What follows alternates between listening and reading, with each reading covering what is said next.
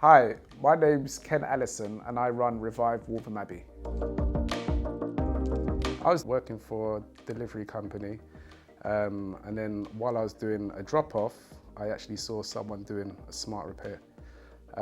One of our rivals. So I looked at what they were doing, went online, and then I met someone that told me about Revive, and the rest is history. At the minute, I've got 5 technicians. I think the first 1 or 2 employees is hard, but after 4 or 5, it actually becomes easier.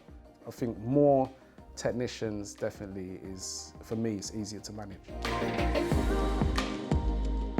Without Revive, I don't think I would have got to the level that I'm at, because I had no actual business experience of growing a business. So I think because of their support is why so many of Revive franchises have got multiple vans and businesses.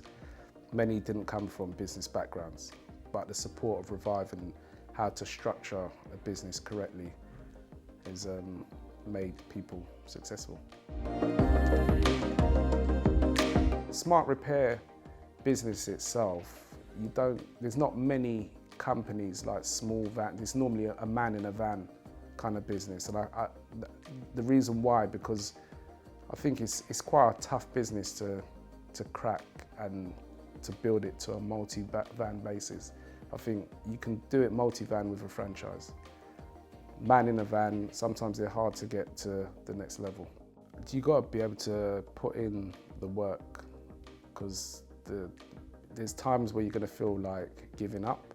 And if you're someone that gives up quite easily, it's not worth doing it. You can buy into a brand or whatever, a franchise, but if you're not going to put in the work, it's not going to happen.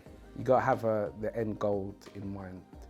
So when you come in, know what you want to achieve, know what you want to earn, know how many vans you want to have, and then it doesn't matter what happens in between.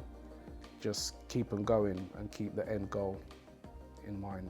I had a figure in my head that I wanted to earn a certain amount, and I think when I first started, the figure seemed really big.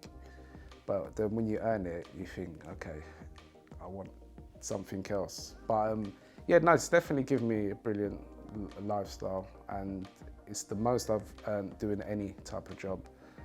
And some of it can be passive as well, in a way where it's not me generating all that work. So if I'm sat at home or in the office, I'm using leverage to get more or maximize the amount I can earn in a certain amount of time.